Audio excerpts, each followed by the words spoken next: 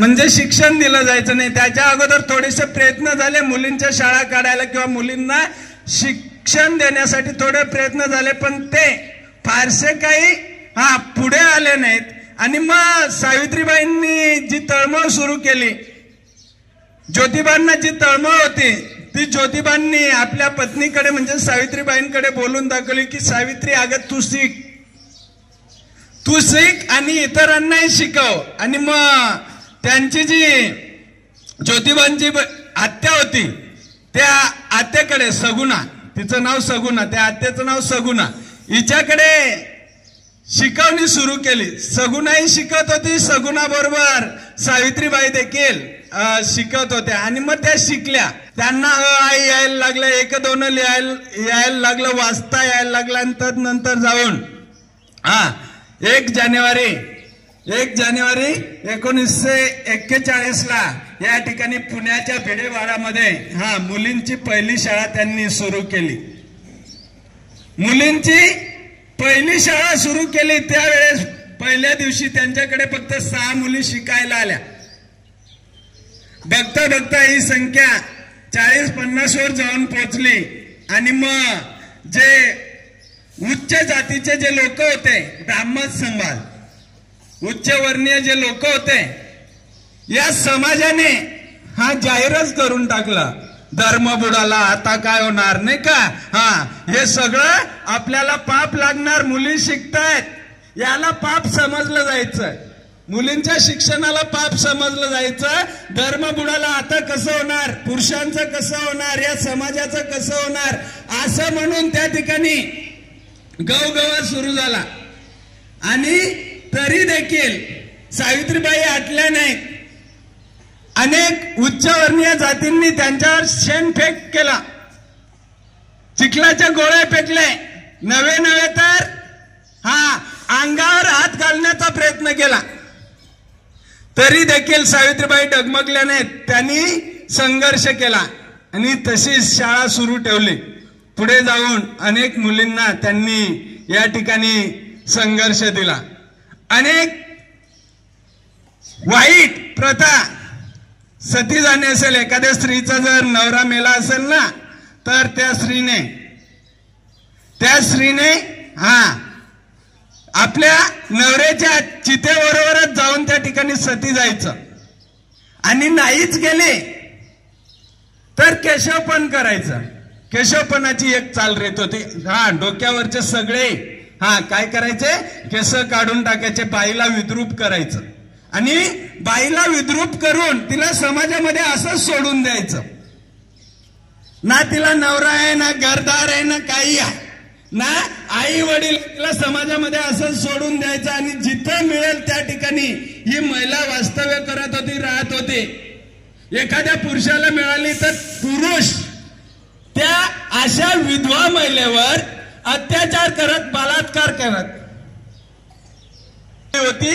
अशातून काही विधवा महिला प्रेग्नंट असत, गर्भवती होत, आणि मग या गर्भवतीतून ज्या वेळेस त्यांचे दिवस भरले जात, 9 महिने 9 दिवस गर्भवती राहून, त्यावेळेस मात्र ज्यांना शक्य होते ते बाळाला जन्म द्यायचे आणि त्यांचा सांभाळ करायचे, परंतु ज्यांना शक्य नव्हतं अशा या विधवा महिला भ्रूण हत्या करायच्या। बालकांचा जन्म झाला की त्यांची हत्या करायची, त्यांना मारून टाकायचं। हे काही सावित्रीबाईंना पटलं नाही, आणि मग त्यांनी बालिका सदन सुरू केले, शिशुपालनाचं सदन सुरू केलं। त्या ठिकाणी ज्या विधवा महिला होत्या त्यांचं बाळातपण करायचं आणि त्यांच्या मुलांना वाढवायचं, ते मुलं देखील त्यांनी आपले समजले। अशा पद्धतीने त्यांनी या ठिकाणी केशवपण असेल, सती जाणे असेल, विधवांचा पुनर्विवाह असेल, अशा गोष्टींना या ठिकाणी न्याय देण्याचा प्रयत्न केला। अरे केशवपण करून, बायांच्या टकल्या करून तुम्ही बायांची धिंड काढतायत, लाजा वाटल्या पाहिजेत, असा खडा सवाल देखील सावित्रीबाईंनी या समाजाला विचारला। जे त्या काळच्या नावे विधवा महिलांचे केशवपण करत या समाजाला एकत्र केलं, न्हावी समाजाला एकत्र केलं आणि त्यांचा संप घडवून आणण्यासाठी देखील सावित्रीबाईंनी या ठिकाणी प्रयत्न केले आणि मोठा संप न्हाव्यांचा त्या ठिकाणी त्यांनी घडवून आणला आणि यातून अनेक समाज सुधारकांनी हातभार लावत या ठिकाणी केशवपण असेल, सती जाणे असेल, विधवांचा पुनर्विवाह असेल, अशा ह्या गोष्टी घडवून आणल्या. विधवांचा पुनर्विवाहाची मान्यता या ठिकाणी मिळवून दिली आणि पुन्हा महिलांना दुसरा विवाह करण्यासाठी या ठिकाणी परवानगी मिळाली. तेव्हापासून महिलांच्या जीवनामध्ये थोडासा आनंद या ठिकाणी प्राप्त झाला. त्या काळी संसर्गजन्य साथी यायच्या, आजार यायचे, त्यात होती प्लेगची साथ. उंदीर यांच्यापासून निर्माण झालेला जो काही विषाणू होता प्लेग, हा प्लेगचा विषाणू सर्वत्र पसरू लागला. लोक झटक्याने मरू लागले, फडफड मरू लागले आणि मग अशा ज्याला प्लेगची लागण झाली, प्लेग रोग उद्भवलाय, अशा लोकांना इंग्रज सरकारने, ब्रिटिशांनी विलगीकरणामध्ये ठेवलं होतं. जसं की आपल्या करोना आला होता आणि मग ज्याला करोनाची साथ झाली, ज्याला करोना झाला त्याला वेगळ्या कक्षामध्ये आपण ठेवत असतो, तसं इतर लोकांना संसर्ग होऊ नये, इतर लोकांना त्याची लागण होऊ नये याच्यासाठी सावित्रीबाईंनी पुण्याच्या बाहेर ससाने या ठिकाणी जाऊन त्यांना त्या ठिकाणी ठेवण्यात आला आणि ठेवण्यात येऊन त्या ठिकाणी स्वतः सावित्रीबाई फुले हे त्या प्लेगच्या रुग्णांना सेवा देत होते, त्यांची सेवा करत होते.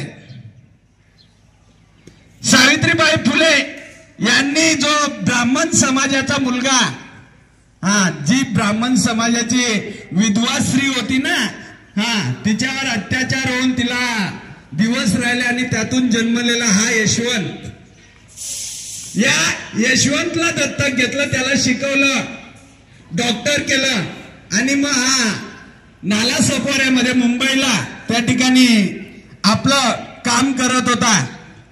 तिथून या नालासोपाऱ्यावर मुंबईहून सावित्रीबाई फुलेंनी ज्यावेळेस प्लेग आला त्यावेळेस आपल्या मुलाला देखील त्या ठिकाणी लोकांची सेवा करण्यासाठी बोलवून घेतलं.